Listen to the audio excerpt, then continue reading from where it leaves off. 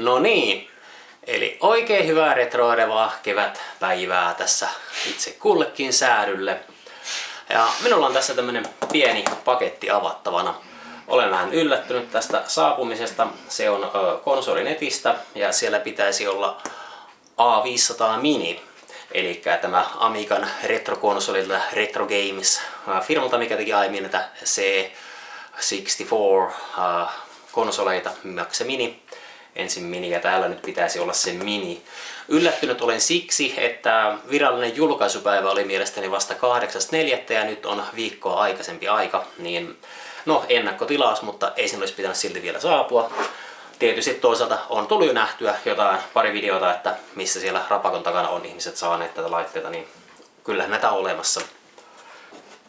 Ja katsotaan mitä löytyy. Ja kyllä, täältä jotain Retro Games bissiä tulee. Alvien kanssa 132,90 €. Muovien päällä tuoksuu vähän tommoselta, no ei mitenkään erityiseltä. Täällä olisi valmistajan mukaan Hongkongia ja UK on tuotu Austrian kautta Itävallan siis. Ihan mukavaa sinällään, että tämä on vähän pienempi paketti kuin vieläkin pienempi paketti mitä tuo pakkaspaketti on. Että täällä on luvitukset Kloandulle ja niin päin pois. Tosiaan retrogames.bist mainostutaan nyt vahingossa vähän, mutta logona on tuo Amiga-palloväännös siitä Amiga-logosta. Näissähän ei lue Amigaa niin kuin ei lukenut Commodorea siinä CH64-paketissakaan, koska lisenssiä ei taida olla siihen nimeen. Ja täällä taustalla näkyy sitten 25 klassikkopeliä, joista taitaa olla yli puolet vähintään tuttuja, mutta en ole kyllä kaikkea pelannut, ainakaan Amigalla. Teippilöitä. Noin. Ihan mukava jykevä pakkos ja ja sehän tulee oikein siististi tähän näin. Tämä on kyllä kieltämättä aika söpö. Näppäimistö ei toimi, kuten varmaan melkein kaikki tietää, mutta tämähän on todella siistin näköinen. Että kun tää toimisikin tää näppäimistö, niin olisi kyllä hienoa. Ja levyasema myös. Joo, tänne pysyisi teoriassa. No, niin, tätähän on nyt nähty avattunakin, niin voisi teoriassa olla jotain viritelmiä ollut tähänkin saakka kytkettynä, mutta tässä nyt ei ole. Tää nyt on ihan vaan standardin mukaisesti USB-portit ja HDMI ja sitten USB-C virralle. Ja sitten täällä on virtakytkin. Kyllähän tämä kaunis kone on tänä vuonna valmistettu, tietenkin. Sitten täällä on Quick Guide. Useammalla kielellä, eli ei varmaan kuin pari sanaa per kieli. Suomea ei tietenkään ole, mutta eipä kyllä tarvitsekaan. Ja tässä on jälleen kerran verkossa sitten ladattava kunnollinen manuaali, niin kuin C64 kanssa oli. Eli täällä on lähinnä tämmönen rauta- ja pikaohjeet. Ja sitten täällä on hyvin siistin näköisessä paketissa, jota on kuitenkin hankala saada ulos täältä. Koitan olla tipauttamatta. Otanpa tuo hetkeksi pois.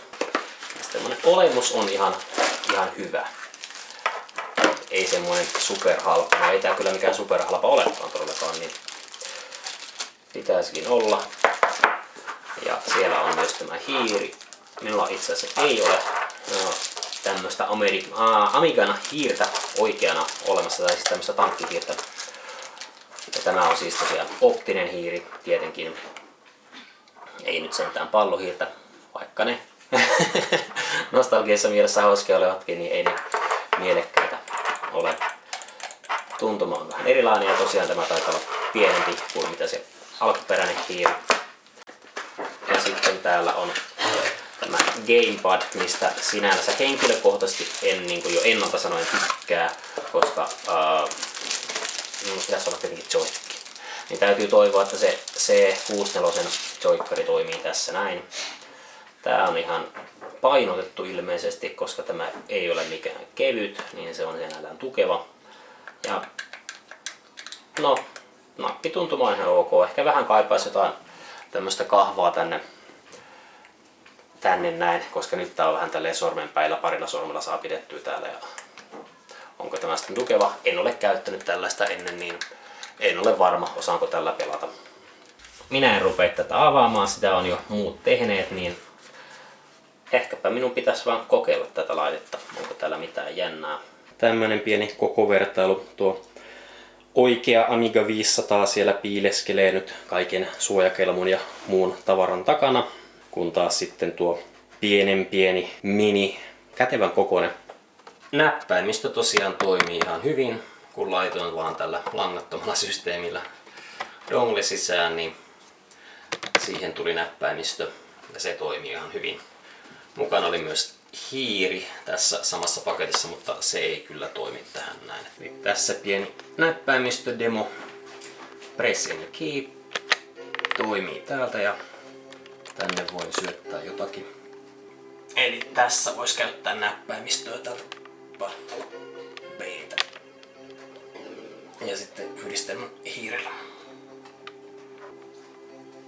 Mutta jännästi tämä kyllä menee jumiin. Että on tässä jotain outoa nyt sitten. Ilmeisesti tämän... Joo, se on ihan kokonaan jumissa nyt sitten. Musiikki pyörii, mutta näkyy ruudulla, että tuo on mennyt tuo palikka jumiin. Että... Tätä ei tapahtunut todellakaan silloin, kun ei ollut näppäimistö kiinni. Että voi olla, että tässä langattomassa dongle-paketissa on jotain jännää.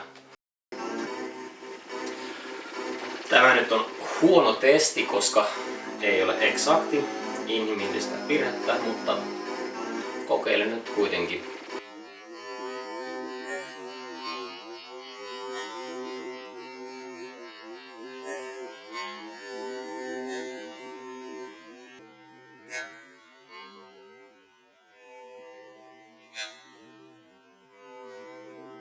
Kuten hidastuksesta ilmeni, ainakin nähtävästi paino on hyvinkin samanaikaisesti ja eikä ollut oikein mitään huomattavaa eroa ohjaimen ja näppäimistön välillä.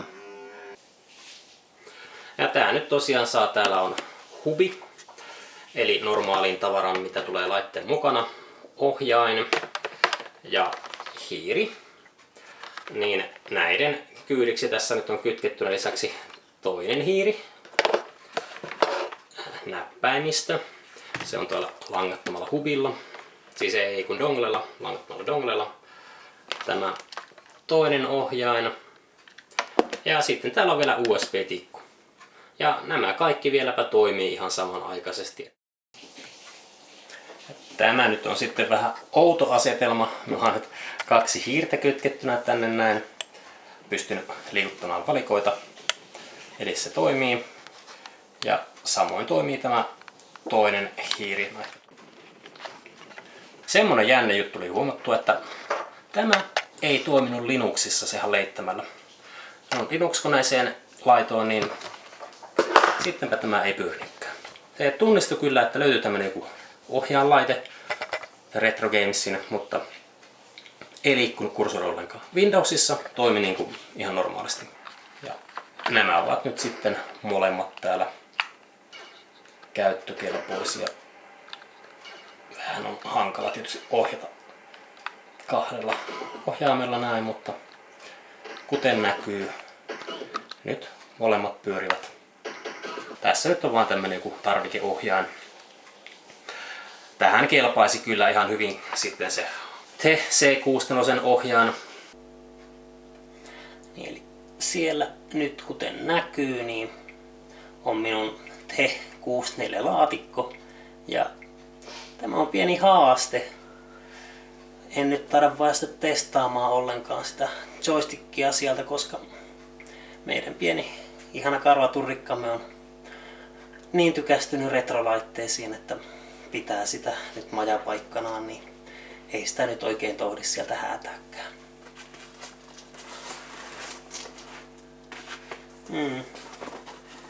Nyt vähän ihmetyttää, että mitä täällä tapahtuu. Koitan olla tunkematta liian lähelle. Eli tämä Näppäimistöhän on herättänyt tiettyä keskustelua tietysti, koska osa porukasta haluaa, että tämä olisi oikeasti toimiva näppäimistö. Mutta no, tämähän ei ole mikään uutta, koska T16 Minissä oli jo tämmöinen feikkinäppäimistö, joka ei toimi. Tämä on todellakin tosi hienon näköinen. Tämä on tyylikäs, näyttää ihan aidolta, mutta painikkeet eivät toimi. Toisaalta sitten tämmöistä kommenttia on tullut, että mitäpä sillä näppäimistöllä tekisi mitään.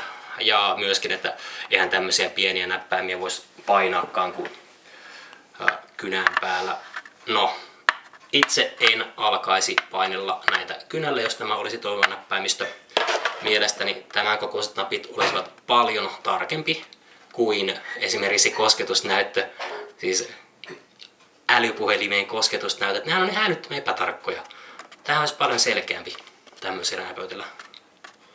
Mitäpä tästä näppäimistöstä nipottaa hyvin helpostihan tuohon menee oikea näppäimistö, tai siis ulkoinen näppäimistö, ja Amigalla ei ole samanlaista ongelmaa näiden erikoispainikkeiden kanssa, niin kuin Commodore 6 sen kanssa olisi ollut, että olisi ollut vähän outoa löytää oikeita painikkeita. Tämähän on melkein samanlainen kuin nykyaikainen näppäimistö, mitä nyt täällä Windows-painikkeiden sijaan on Amiga-painikkeet ja tämmöistä pientä. Ei tästä oikeastaan sen enempää. Tää on hienon näköinen. Ja sitten pitää seuraavaksi ihmetellä, että mitä siinä tulee mukana. Sisällä siis. Ehkä jollain helpolla voisi hoitaa. Menu, display options.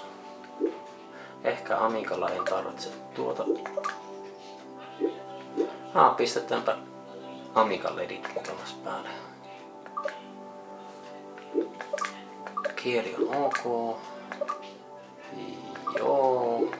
Ensimmäinen versio. Jo viime vuodelta. Jahas. Tähän varmaan tulee taas päivityksiä. Täällä on paljon tavaraa. No, kokeillaanpa tätä. Tämä nyt on ainakin ns. Tuttu juttu. Jaa, ei pitkään väittää, että tässä ei olisi mitään musiikkeja alkumenossa, mutta onhan tässä. Ehkä se johtui siitä, että hän käytti sitä 60 Hz jenkkiasetelmaa. Vähän kaipaa niitä latausääniä tuossa.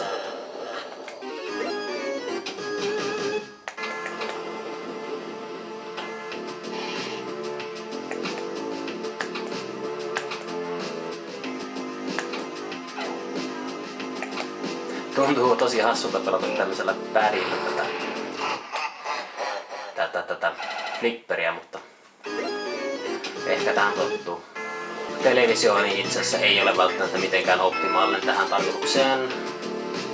Siinä on luultavasti pikkasen input-lagia.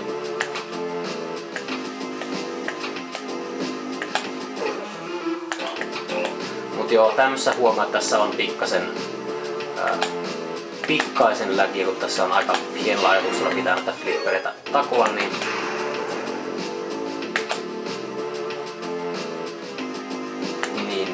pitää vähän ennakoida nyt sitten.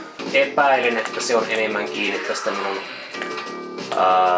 HDMI-liitännäisestä televisioratkaisusta kuin itse tästä laitteesta.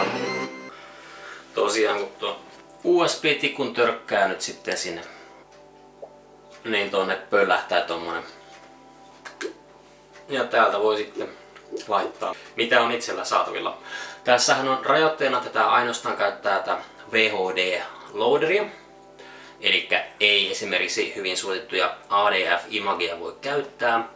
En osaa esimerkiksi itse tehdä tällaista VHD-LHA-pakettia ja pitää huomata, että tässä kelpaa ainoastaan nämä LHA-paketit tällä hetkellä. Voi olla, että tätä parannetaan myöhemmin yhteensopivuuksia. No, näissä on kaikissa peliasetukset, joita voi vähän säätää. Tää on valmis konfiguroitu sille, että se toimii. Ja tää on vaan, että starttaa peli. Ja sitten se pyöräyttelee tätä hetken. Tulee tämä VHD Loader juttu näkymä. Ja siinä sitten pyörittelee asetukset ja niin edelleen. Ja sitten alkaa tulla tavaraa sieltä. Peli pyörii ja niin edelleen. Tämä tulee siis niin ikään ilmaisena mukana. Vallan voi ladata suoraan tuolta Retro Gamesin sivulta. Tässä on ihan messeät musiikit.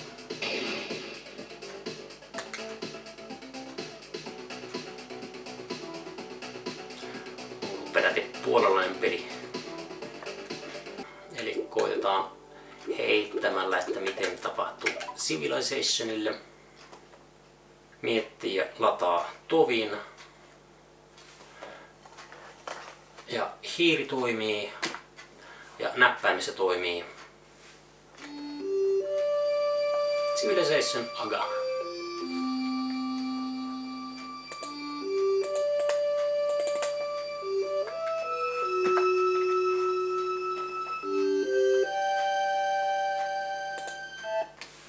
En ole koskaan Amiga-versiota pelannut, mutta vaikuttaa, että ohjaimet ovat hyvin samankaltaiset kuin mitä ne olisi olleet PC-versiossa.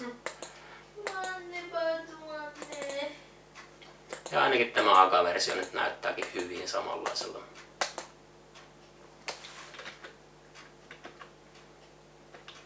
Ehkä vähän hitaampi mitä nopeammilla PC:llä ainakin, mutta vähän niinku 286 PC:llä. No ei pitänyt testaa tuommoista mikä toimii, mutta esimerkiksi koitetaan tätä käynnistää. Näkymiä tulee. Amiberi parahtaa täältä pää. Että kaikkea jänniä viestiä niin kuin tapana on ollut. Sitten latailee, luodaan. Normaali loaderi näkymä. Ja sitten tulee pimeys. Ja tämä pimeys ei ikinä valkea. Näin käy aika monelle pelille tällä itse asiassa, että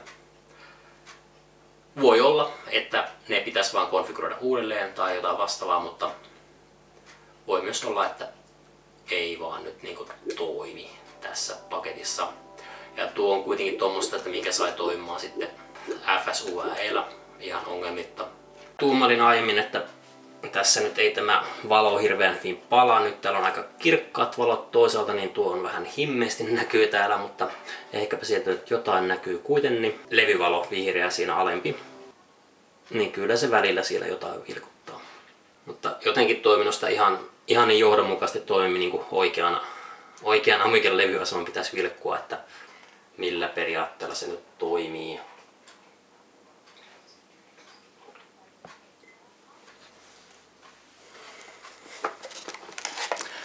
Uuden tavaran tuoksu.